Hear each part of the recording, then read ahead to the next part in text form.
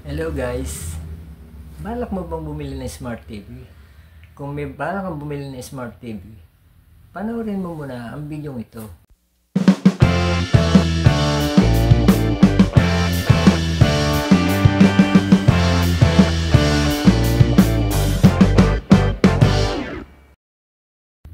Hello guys! Welcome to Kuya Val's TV, kung saan lahat ay posible. Basta think positive always. Balak mo bang bumili ng Smart TV? Kung may balak kang bumili ng Smart TV, panoorin mo muna ang video ito. Ang topic natin ngayon guys ay ang conversion. Kasi alam nyo guys, ito lang yung alam kong paraan para medyo makatipid tayo sa pagbili ng Smart TV. Dahil ang Smart TV ay medyo may kamahalan, kaya meron akong naalamang isang paraan upang makatipid tayo.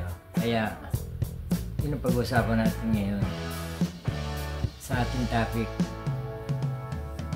yung conversion ordinary na LED TV sa Smart TV. Okay guys,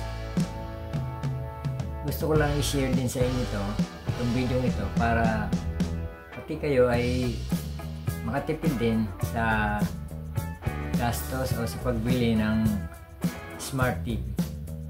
Kasi ang Smart TV ay medyo mataas ang price. Kaya sana panoorin nyo ang video ito. I-convert na natin ang ordinary na LED TV to Smart TV. Okay guys, let's go!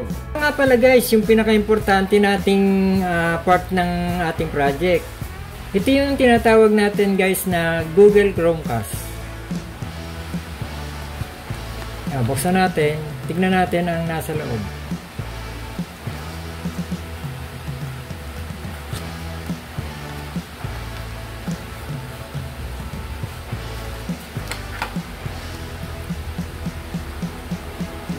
Ito yung isang unit. Ayan. Tignan natin yung nandito. Ito guys, alam ko parang ito yung remote. Ito nga ba? Check natin. Ito guys yung remote. Nilagyan lang namin ng plastic para hindi nga masyado madumihan. Kasi medyo puti siya eh. Ayan. Tapos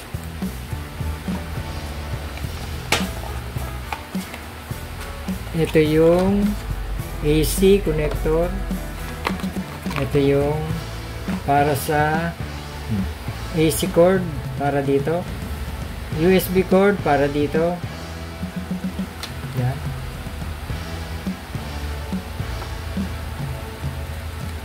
Yan. Tapos ito guys, dito sa ating ito,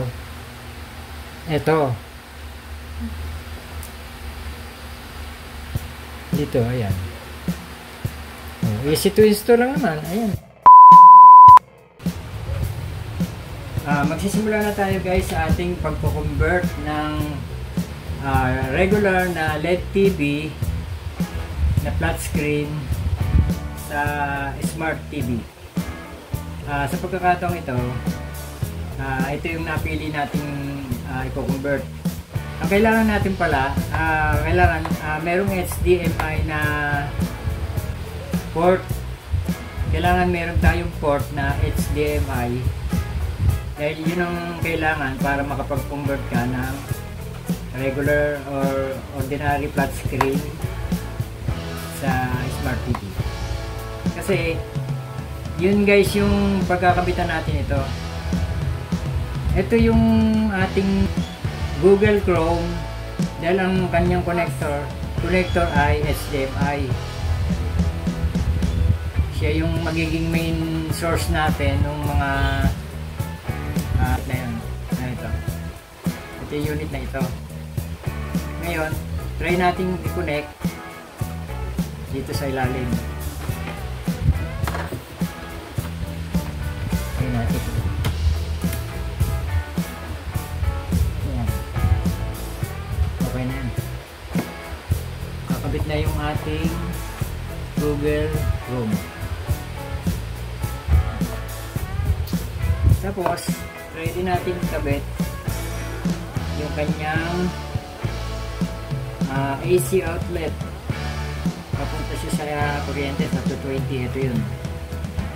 So, ang purpose pa natin ito, yung mga sound, yung sound ng TV na to, gusto nating palabasin siya sa malakas na unit, halimbawa video okay or other unit na gusto nating mabago yung lakas ng sound. Hanapin lang natin dito guys yung yung connector dito o output yan eh. Makikita nyo naman dito na merong, kung gagaya ng TV na to yung pag-iyan nyo ganito, makikita nyo yung nakalagay dyan EF in. So ito kasi yung unit natin ng sound, para sa sound ito, pero hindi siya malaki. Pero kung gusto nyo sa talagang malaki, pwede rin. Basta yung connector na gagamitin nyo ay yung ganito. Yan, tapos yan natin dito, ayan o. Makikita nyo naman yung pwede nyo paglagyan na yan. Importante, mabibili yung ordinary TV or flat screen, ganito ang magiging connector niya. Yung meron siyang ganyan, yan, naka sa sound, sa audio or amplifier or any other produce na sound. Siguro pwede na natin siyang testingin kung tama yung ginawa natin. Mas importante, etong unit na to HDMI nakakabit, tapos ito naman sa audio or amplifier. Okay guys, subukan na natin na tingnan natin kung tama nga yung ginawa natin. Okay guys, pwede tayo mag-proceed. Pwede natin ma-check kung tama yung ginawa natin na pag-connect sa ating Google Chrome at saka sa amplifier sa likod ng ating flat screen. Kaya bago natin gawin yon, check muna natin guys kung lahat ng mga supply natin ay naka-on na. Yung supply natin ng amplifier, yung supply natin ng flat screen, at saka yung supply natin ng Google Chrome. Siguro natin na naka-on na lahat yan para wala tayong maging problema. Ngayon, ito na. Ang una natin gagawin guys, i-check muna natin yung flat screen kung okay na siya. Yan, gumana na siya.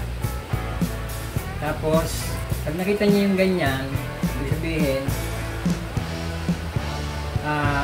wala pa siyang signal na binibigay, kaya nga nakalagay mo, signal. Ngayon, dahil yung ating Google Chrome ay nasa HDM2, try natin na hanapin o tignan natin kung gagana.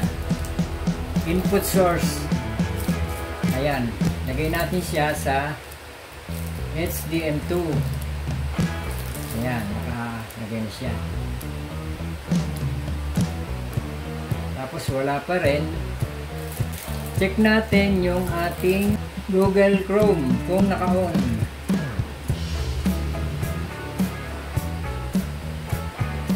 Ayun, naka-on na siya. Sabihin yan, input or signal na pumapasok sa flat screen natin. Tapos check naman natin yung ating amplifier. Kailangan natin tingnan kung naka-on na rin. Tapos yun nga palang amplifier natin, kailangan yung kanyang input ay ilalagay natin siya sa EF in or output ng sound source nitong ating flat screen. Hanapin natin yun, maliit lang na parang bilog yan na kasya ito dito sa likod yun. Adjust natin itong ating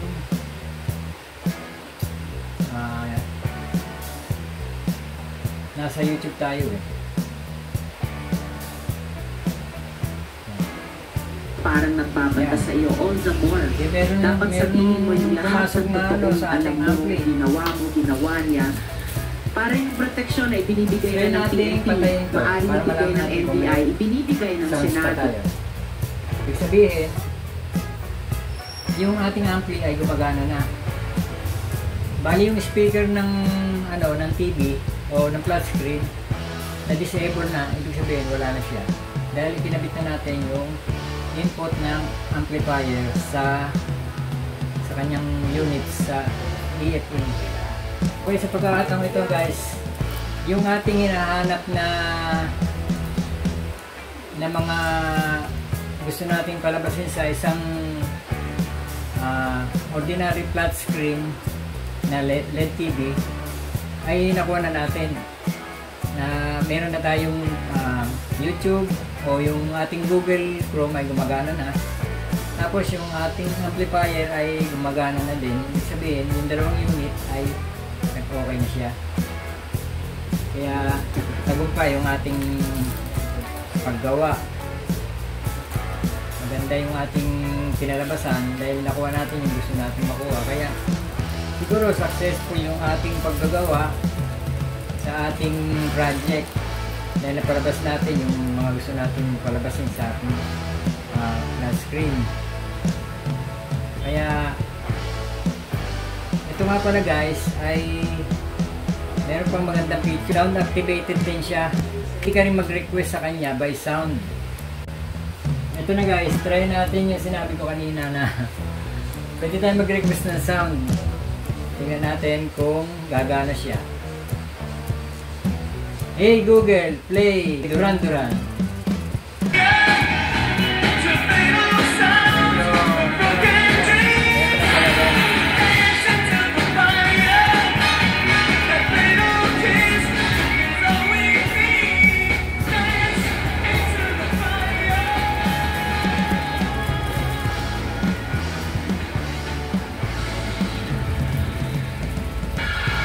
Meron pala siya guys. Kaya yung ating gumana na. Yung ating request na pwedeng gawin pala sa Google Chrome. Kaya ayan guys, successful yung ating ginawang pag-convert. Okay, sana nagustuhan nyo yung ating video ngayon. Thank you for watching. Kung nagustuhan nyo ang video ito, please subscribe, like, and share para marami ang makapanood sa video natin. Thank you for watching. Bye!